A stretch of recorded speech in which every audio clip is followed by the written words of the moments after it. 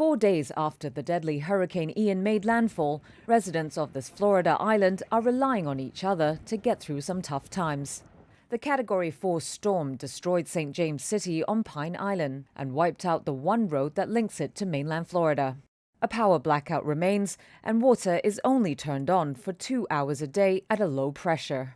We have a lot of kind-hearted people who pull together all the resources that they have, from water, from fuel, from meat, from all kinds of supplies, and they've been coming. Bee San Lim and her husband set up a satellite internet connection for the community to use the day after the storm hit.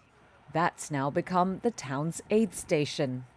It's provided food, water and supplies to the residents who want to stay in their homes against government evacuation orders. Many are frustrated at the lack of help from local, state and federal authorities.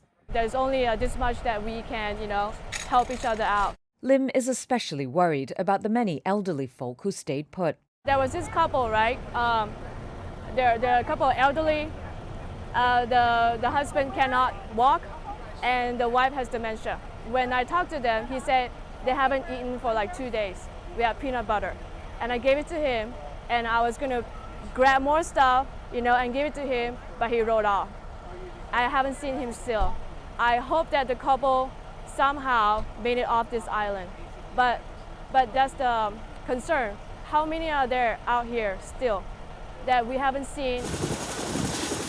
As floodwaters recede, rescue teams have been able to push farther into areas that have been cut off from the outside world. But while Florida Governor Ron DeSantis said on Sunday that more than 90% of the state's power was restored, it still faces an enormous disaster recovery effort expected to cost tens of billions of dollars. Meanwhile, the Hurricane Ian death toll is set to continue rising, having climbed past 85 by Sunday evening, with Florida bearing the brunt of the casualties.